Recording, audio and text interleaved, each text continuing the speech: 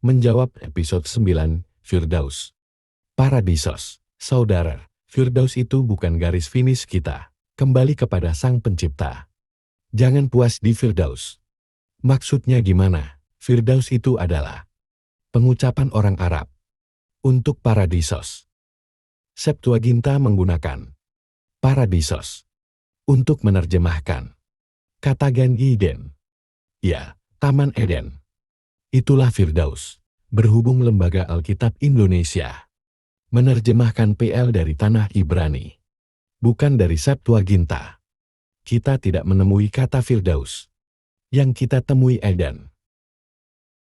Keputusan untuk tidak menerjemahkan Taman Eden ke Firdaus itu sudah tepat, sebab sebenarnya kata paradisos atau Firdaus itu diambil dari nama sebuah taman di Persia, tepatnya bekas istana dan makam Raja Kores Agung. Tempat ini disebut Taman Pairidaiza. Situs kuno Taman Pairidaiza ini sudah ditetapkan sebagai situs warisan dunia untuk kategori budaya dengan nomor referensi 1106. Di taman ini kita akan menemukan makam Raja Kores Agung. Mengapa orang Arab menyebut paradisos atau Eden dengan Firdaus? Jadi gini, para penginjil Arab seperti Santo Al-Harits bin Ka'b yang mati martir di Najran pada tahun 523 Masehi memang menggunakan kata Firdaus untuk menyebutkan Taman Eden yang ditulis pada Kitab Kejadian pasal 2. Jadi orang Arab Kristen di Najran itu sudah lebih dulu menggunakan kata Firdaus daripada orang Arab Islam ya. Firdaus diserap dari paradisos di Septuaginta, Yunani. Apa yang harus kita perhatikan dari paradisos atau Firdaus? Oke, sebelumnya saya mau cerita sedikit tentang asal-usul kata paradisos. Orang Yunani itu pertama kali mengenal kata paradisos dari seorang prajurit bayaran, sekaligus sejarawan, yang bernama Xenophon. Beliau hidup pada abad ke-5 sebelum Masehi. Beliau ini di masa mudanya pernah disewa sebagai prajurit bayaran oleh Pangeran Kores Muda, anak Raja Persia, Darius II. Jadi beliau memang sudah pernah pergi ke istana Kekaisaran Persia Achaemenid. Beliau ini menuliskan kisahnya selama di Persia dalam sebuah buku berjudul Anabasis. Dalam buku itulah dia menyebutkan Taman Paradisos. Paradisos itu pelafalan Yunani dari bahasa Persia Pairidaiza. Pairi artinya sekitar, Daiza artinya tembok. Jadi Taman Pairidaiza, Taman Firdaus atau Taman Paradisos itu sebenarnya berdenotasi taman sekitar tembok, taman yang terlindungi tembok.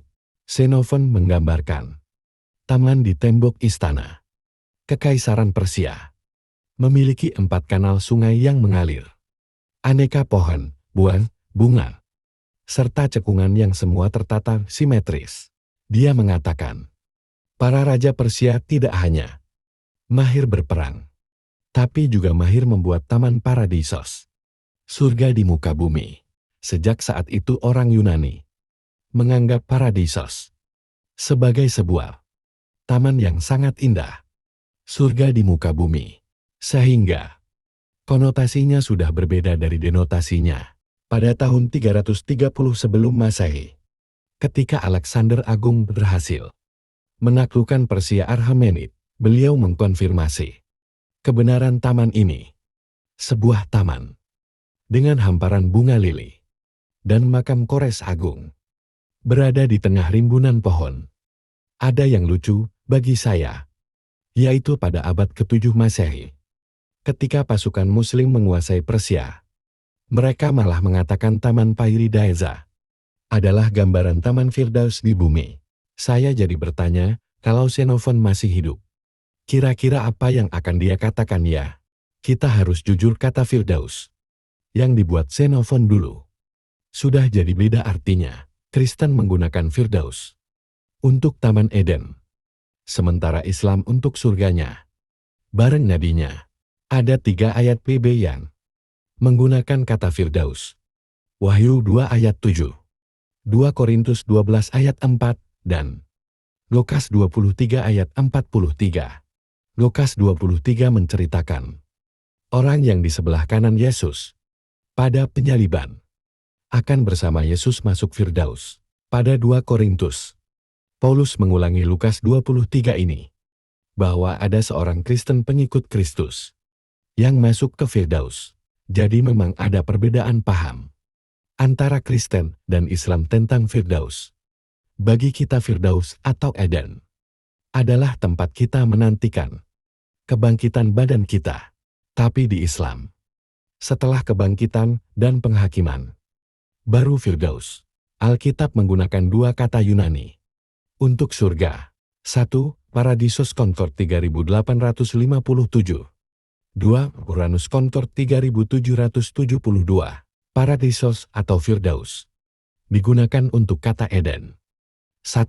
Tempat di mana Adam dan Hawa diciptakan. 2. Lokasi pohon kehidupan. Lihat Wahyu 2 ayat 7. 3. Lokasi di mana iblis masuk dan menggoda. 4. Lokasi di mana manusia diusir. 5. Lokasi penantian setelah kematian. Sementara Uranus digunakan untuk surga, tempat Bapa berdiam, tempat Yesus naik. Iblis tidak bisa masuk. Tempat tersuci. Lihat Matius 6 ayat 9. Itu pakai kata Uranus. Ketika Yesus naik ke surga, surga yang digunakan itu Uranus. Konkordansi 3772.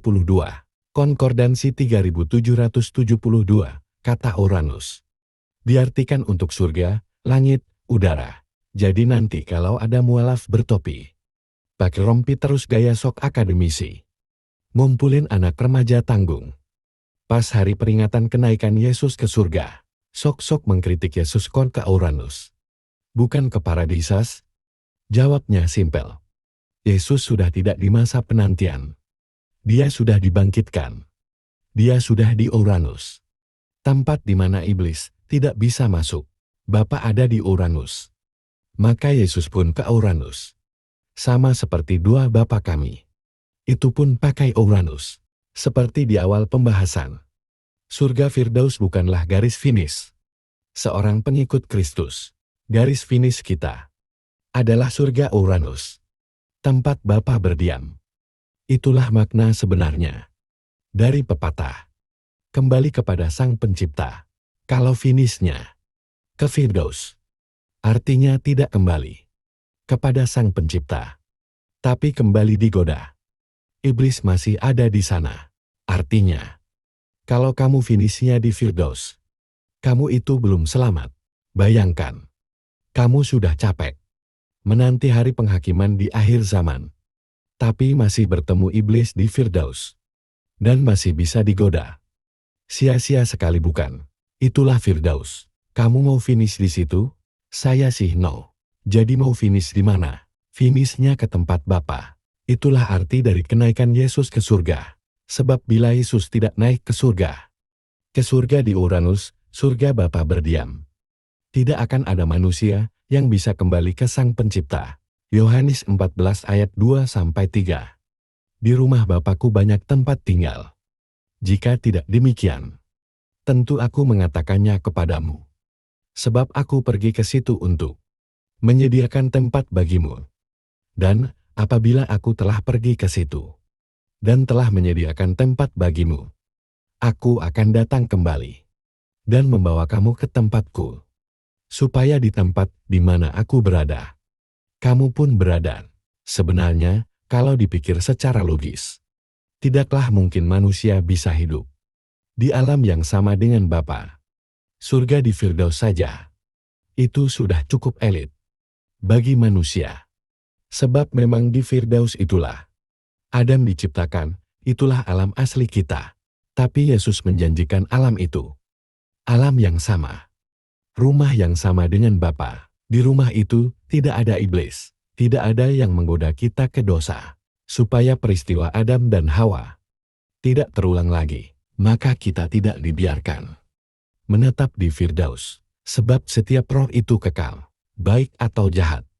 Roh itu tetap kekal. agar setiap roh yang sudah dibersihkan tidak dikotori lagi oleh dosa, maka roh itu haruslah ada bersama Bapa, saudara kita di agama seberang. Mungkin puas dengan kenikmatan Firdaus, tapi tidak sadar di Firdaus itulah Adam dan Hawa diusir. Kenapa mereka diusir? Sebab di Firdaus pun masih ada dosa. Sekarang kita tahu bahwa Firdaus itu Taman Eden, kan? Coba kita ingat lagi. Ketika Adam dan Hawa diusir dari Taman Eden, apa yang tertulis? Di kitab Kejadian pasal 3, adakah tertulis iblis atau ular ikut diusir dari Taman Eden? Tidak, saudara. Iblis atau ular itu tidak pernah diusir dari Taman Eden. Iblis tetap berdiam di Taman Eden. Maukah Anda finish di tempat yang sama dengan iblis? Di Firdaus, di Taman Eden, tidak ada satu ayat pun yang bicara tentang penciptaan neraka. Kita tidak tahu api kekal itu di mana. Yang kita tahu, itu dilakukan setelah penghakiman. Sampai jumpa. Tuhan Yesus memberkati.